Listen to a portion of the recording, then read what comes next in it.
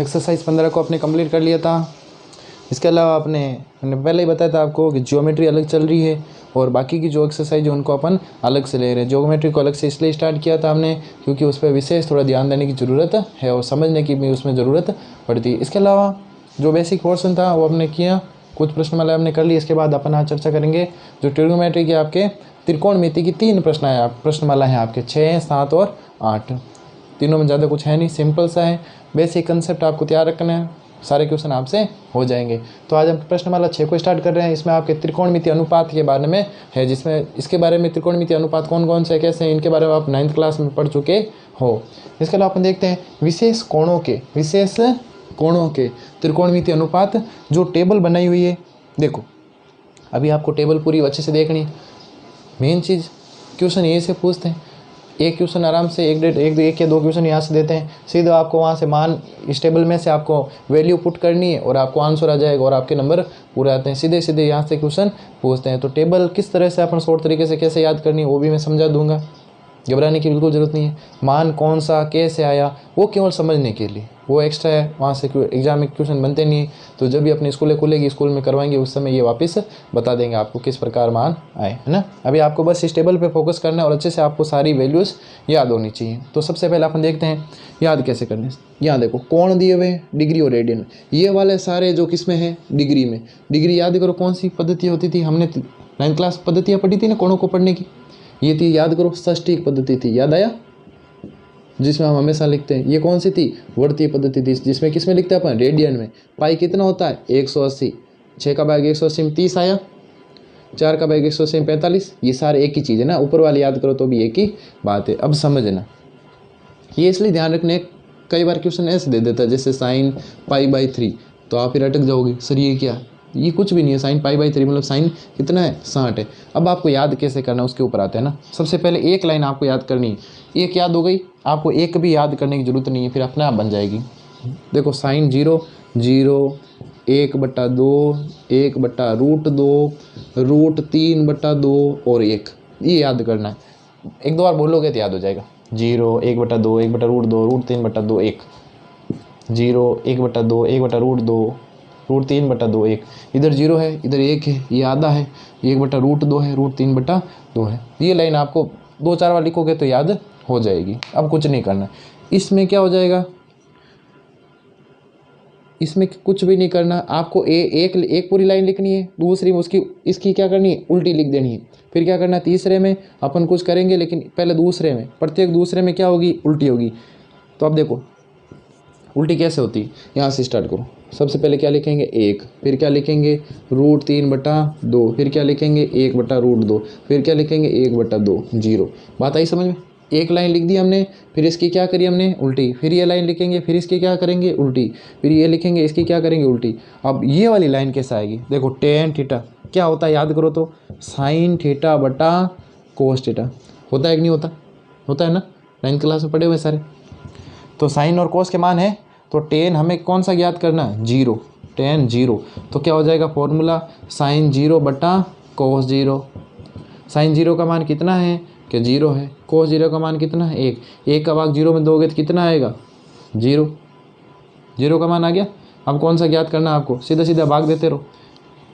30 का करना है तो साइन का मान 1/2, इसका मान √3/2, 1/2 उल्टा होगा 2/√3, 2 से 2 कैंसिल, क्या मिला 1/√3। अब ये वाला करना है, 1/√2 में 1/√2 का भाग देना है, सीधा भाग दो तो एक तो आया हुआ है, सेम चीज़ का भाग दे रहे हो। फिर भी आपको और करना है, उल्टा कर दो, 1/√2 × √2/1 कितना आया 1। इसी प्रकार इसका निकालोगे कितना आएगा √3। यहाँ दिमाग लगाना है। हाँ यहाँ क्या करना है, हमें ज्ञात करना है tan 90 क्या हो जाएगा sin 90/cos 90। तो मैं कह सकता हूँ 1/0। किसी भी संख्या में 0 का भाग देते हैं तो क्या आता है, अनिर्धारित मान कहते हैं इसको, इन्फिनेटिव वैल्यू, मतलब क्या आती है, अनंत आती है।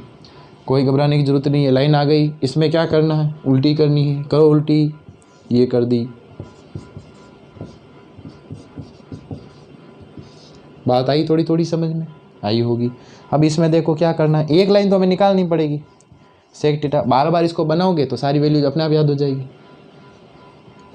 सेक थीटा क्या करो, याद करो क्या होता था, 1 बटा कोस थीटा होता था कि नहीं होता था? फॉर्मूला याद है सब?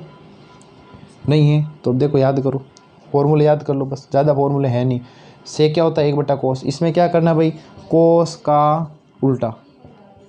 टेन में क्या करना है, साइन थीटा बटा कोस थीटा, बस यही फॉर्मूले, 2 फॉर्मूले करोगे सारा तैयार। सेक थीटा क्या होता है, कोस का उल्टा।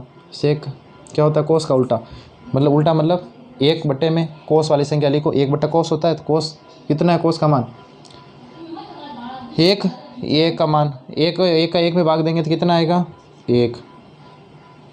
फिर उल्टा करो, √3 बटा 2 का, इसका उल्टा करोगे तो क्या हो जाएगा 2 बटा √3।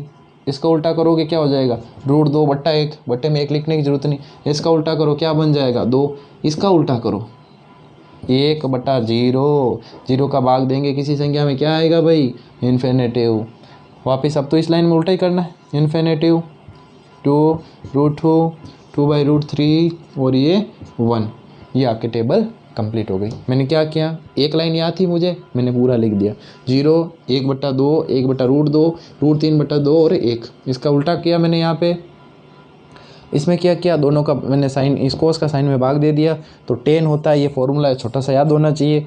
कोट का इसमें मैंने उल्टे कर दिया, और सेक का मैंने कैसे निकाला, कोस का क्या किया उल्टा किया, क्या निकल गया मेरे पास सेक आ गया। और सेक में जस्ट हमने बाद में उसके बाद क्या किया, कोसेक, सेक वाली लाइन को क्या कर दिया उल्टा कर दिया। अब आप कहोगे सर क्वेश्चन कैसे करते हैं ना, क्वेश्चन को कैसे करते, देखो एक क्वेश्चन मैं आपको सोल्व करके बता देता हूँ, फिर आपके क्या आ जाएगा, बिल्कुल क्लियरिटी हो जाएगी। मैं आपको अच्छे से आपको करवा देता हूँ। जैसे आपके एक क्वेश्चन है साइन 60 कोस 30 प्लस साइन, वो ले लेते हैं ना, साइन 60 और कोस 30। चलो छोटा सा क्वेश्चन दे देता हूँ, एक दे दिया जैसे साइन 45 और कोस 45 का मान याद करो। ऐसा क्वेश्चन आपके पास आएगा, इसमें बड़ा भी हो सकता है छोटा भी हो सकता है। क्वेश्चन ऐसे आएंगे और यहाँ वैल्यूज लिखनी है, कुछ भी नहीं करना। तो साइन 45 की वैल्यू कितनी, साइन में जाओ, ये रहा साइन 45 की वैल्यू कितनी 1 बटा √2, 1 बटा √2। कोस 45 की कितनी 1 बटा √2, 1 बटा √2। गुणा करो तो रे 1 का 1 से क्या, 1 √2 का √2 से क्या, तो क्या बन गया 2। ये आंसर हो गया। बात आई थोड़ी थोड़ी समझ में। अब आपको स्क्रीन पर कुछ क्वेश्चंस दिखाई दे रहे होंगे, ये आपके होमवर्क के लिए आपको प्रैक्टिस करनी है। जो समझ में नहीं आए वो आपको पूछना है, और इसमें ज़्यादा कुछ है नहीं है ना। थोड़ा चिन्हों का ध्यान रखना है। चिन्ह कैसे ध्यान रखना है, जैसे एक मान आ गया आपके पास साइन 60 प्लस में आ गया आपके कोस 30, तो साइन 60 का मान कितना है √3 बटा 2, और कोस 30 का मान कितना है भाई, कोस 30 का मान 1 बटा 2। तो आपको ये सोल्व कर लेना है।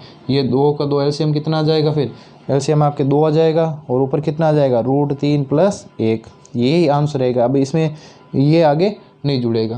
हाँ ऐसा कर सकते हो √3 का मान रख के, लेकिन यहाँ पे मान नहीं रखने हैं। तो आपको बिल्कुल ये सिंपल से क्वेश्चन मैंने आपको दिए हैं, ये आपको करने हैं। और टेबल आप समझ में आ गई हो तो बढ़िया है, नहीं तो क्या करोगे, वीडियो को रिवाइंड करो और वापस देखो, और जब तक समझ में नहीं आए तब तक देखना है। बिल्कुल सिंपल है, घबराने वाली बिल्कुल भी इसमें बात है नहीं।